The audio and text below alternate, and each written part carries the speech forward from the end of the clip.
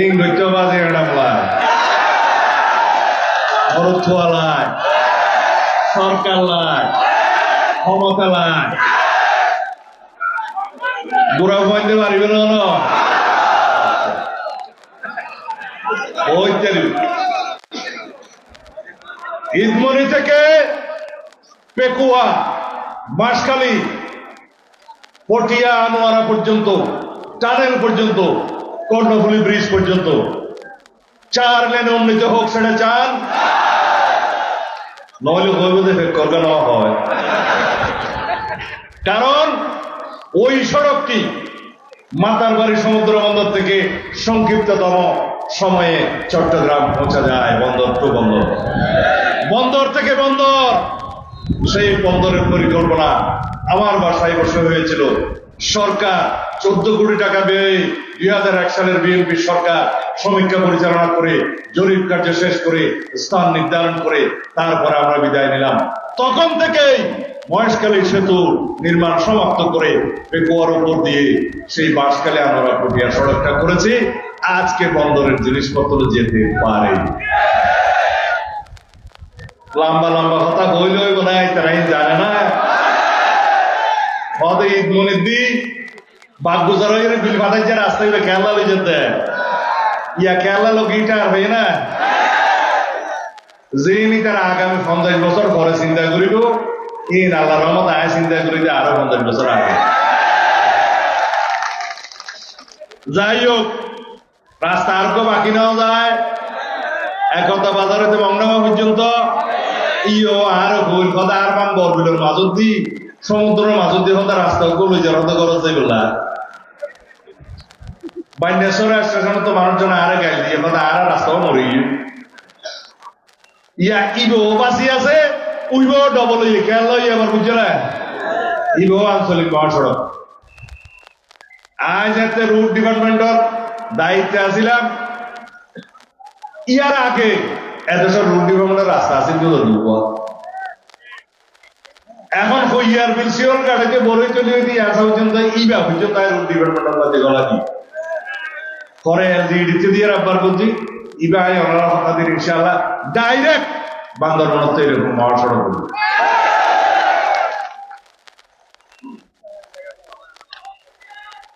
I এডে slip পাইছি ওনারা দিন ফোনে গেল নয় বাংলাদেশ জামাত ইসলামের ভাই বোন দল বাকি হতে মহাসড়ক নাকি ফেক করতে যাইবে ইবা যদি চলেই নয় বন্দর হলে যাবে সবচাইতে সংক্ষিপ্ততম সড়ক 24 কিলোমিটার দূরত্ব কম ইবা বদরখালি ওই ঈদমনি হইয়ে রে ফেক করতে বাঁশখালীর মধ্যে যাইয়ে রে ইবা সাইলে নিতে 200 আছে না বাজে কিছু তুমি কি এত খরচ যাওয়া করতে না এ হয় কি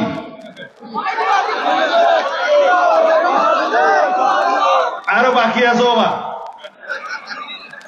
এই সমস্ত মনে আঞ্চলিক মহাসড়ক দিলাম তো ওমবেক মহাসড়ক হইব আল্লাহ সাইলেন হয়তো ওমবেক মহাসড়ক ছোট হাঁটো এলজিডি রাস্তা ফতোঘাটো রাস্তা ব্রিজ মাতামরির রাস্তা তারপরে হতে ব্রিজ এই তো বেকিন 21 প্যাকেজের ভিতরে আছে কাকার আব্দুলে হতে মাতার উমরির দিন দুঃখ ব্রিজ দিয়া ঘুরিব শিওর কাকিলে অনেক দুঃখ দিয়া ঘুরিব কিলসা তো গেলে হতে তুমি লোক কাটে দিও দে এর উদ্দে আর ব্রিজ দিয়া ঘুরিব ব্রিজ বেক কম মঞ্জুর যে দুম ব্রিজ গজি আবাজি আর আত দিশার ব্রিজ দিয়ে এদেশত বোমবিল শুরু হইতে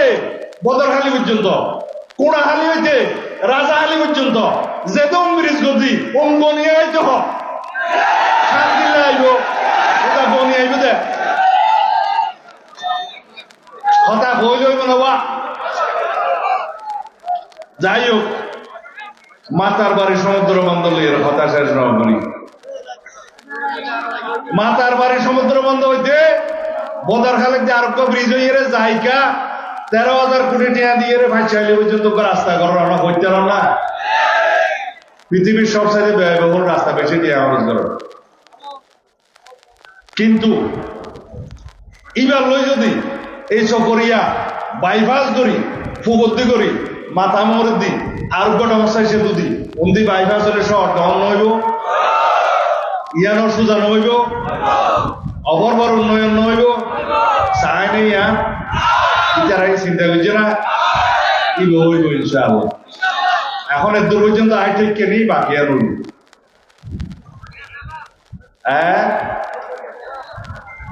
ও ভাইয়া সবরিয়া জেলা সদ্ম হন হাস্যবাজার পৃথিবীর মধ্যে দেখান বিখ্যাত না জেলাই হত্যা কর জেলার নাম করিয়ে ডেভেলপমেন্ট করিতে লইয়া না তবে মাতামুর দেখান উপজেলা পর্যন্ত বলে ঘোষণা আগে দিলাম একটা মাতামুর মানুষ আছে না নাই বাবা মাতামুরি উপজেলা চাহানে ফলো করতে কোথায় না তিকে বিকে সূর্য চিয়া যাগুলি হল দিতে ইচারার কথায় সূর্য চিয়া যা কিনে না জানি তবে উপজেলা করিতে ছিল উপজেলা হয়ে যাইব ইনশাআল্লাহ। গতবার তো উপজেলা প্রায় গড়ি ফেলা আইলাম সেই কয়েকখান গড়ি ফেলানোর কারণে আর কেন বুঝতে বুঝতে দেরি হয়ে তবে তদন্ত কেন্দ্র পুলিশ আমরা এই বেকিং করিয়ে প্ল্যানটা করে রাখছিলাম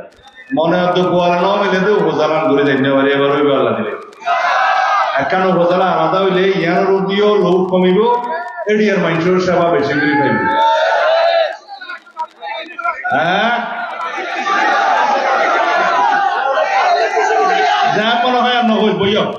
বইয়া মই বইয়া এখন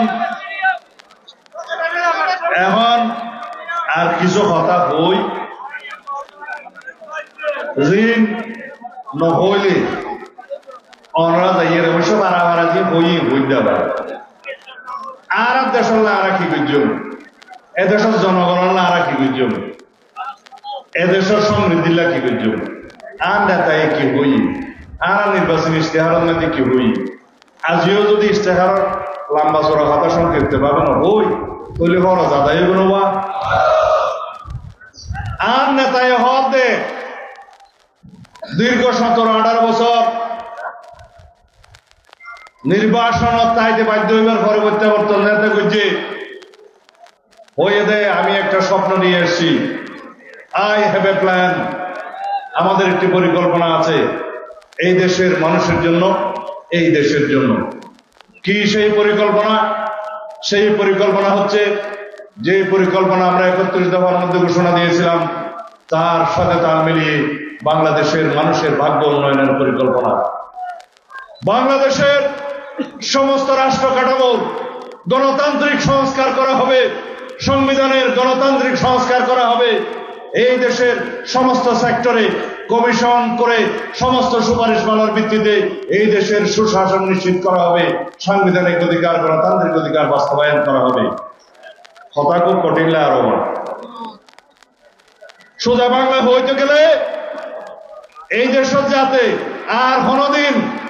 স্বৈরাচারের উৎপত্তি নয় সেই ব্যবস্থা করা হবে কোনদিন ফ্যাসিবাদের উৎপত্তি নয় সেই ব্যবস্থা করা হবে যাতে আর কোনদিন মানুষের ভোটাধিকারের জন্য রক্ত দিতে না হয় কোনদিন গণতান্ত্রিক অধিকারের জন্য সংগ্রাম করতে না হয় কোনদিন মানবাধিকার বাস্তবায়নের জন্য মানবাধিকারের জন্য যাতে আমাদের সংগ্রাম করতে না হয় সেরকম একটি রাষ্ট্র ব্যবস্থা সরকার ব্যবস্থা প্রতিষ্ঠা করা হবে সেই জন্য আমরা বলেছি সংবিধান সংস্কার কমিশনের সময় এই দেশে আমরাই প্রস্তাব করেছি কোন ব্যক্তি 10 বছরের বেশি প্রধানমন্ত্রীতে থাকতে পারবেন না এটাই হচ্ছে গণতান্ত্রিক সংস্কার আমরা বলেছি বিচার বিভাগের সম্পূর্ণ স্বাধীনতা নিশ্চিত করা হবে যাতে বিচার বিভাগকে আর কেউ দলীয়করণ না করতে পারে এদেশের কোন মানুষ যাতে বিচারের শিকার না হয় গতবার আমরা সমস্ত রাজনীতিবিদ সাংবাদিক বন্ধুগণ সাধারণ জনগণ বিচারের জন্য কোর্টের বারান্দায় বারান্দায় ঘুরেছে সুবিচার পায়নি অবিচারের শিকার হয়েছে শুরু হয়েছে দেশনেত্রী বেগম খালেদা জিয়াকে সাজা প্রদানের মধ্য দিয়ে সেই বিচার ব্যবস্থা আমরা চাই না আমরা বাংলাদেশের স্বাধীন বিচার ব্যবস্থা চাই যেখানে সকল নাগরিকের বিচার সুনিশ্চিত হবে এটাই হচ্ছে আমাদের গণতান্ত্রিক সংস্কার আমরা বলেছি গণমাধ্যমের পূর্ণাঙ্গ স্বাধীনতা নিশ্চিত করা হবে যাতে করে এই গণমাধ্যম গণতন্ত্রের রক্ষা কবচ হিসেবে কাজ করতে পারে বিএনপির অঙ্গীকার সম্পূর্ণ স্বাধীন নির্বাচন কমিশন হবে, তত্ত্বাবধায়ক সরকার ব্যবস্থা প্রতিষ্ঠিত হবে, তাদের মধ্য দিয়ে স্বাধীন বিচার বিভাগের মধ্য দিয়ে স্বাধীন গণমাধ্যমের মধ্য দিয়ে এই দেশের গণতন্ত্র রক্ষা কবচ হিসেবে কাজ করবে। তারা গণতন্ত্রের রক্ষা কবচ হিসাবে কাজ করবে, এই দেশের গণতন্ত্র আর কোনোদিন হুমকির মুখে পড়বে না। এগুলোই হচ্ছে বড় সংস্কার। কথা শুনতে অনেক কঠিন লাগতে পারে, এগুলো যদি আমরা প্রতিষ্ঠিত করতে পারি, কোনোদিন উন্নয়নের জন্য চিৎকার করতে হবে না, উন্নয়নের নীতি হবে। এদেশের মানুষ দীর্ঘ 16-17 বছর কোনোদিন স্বাধীনভাবে ভোট প্রদান করতে পারে নাই, পেরেছেন? এইবার এই ভোটাধিকার আদায়ের জন্য শত সহস্র শহীদকে আত্মত্যাগ করতে হয়েছে, শত সহস্র মানুষ পঙ্গু হয়েছে, অন্ধত্ব বরণ করেছে। আমরা সেই বাংলাদেশ বিনির্মাণ করতে চাই, যেই বাংলাদেশে আমার সেই অন্ধ হওয়া মানুষ তার সন্তানের চোখে দেখতে পাবে এই দেশের সুশাসন প্রতিষ্ঠা হয়েছে, গণতন্ত্র প্রতিষ্ঠা হয়েছে। আমাদের শহীদরা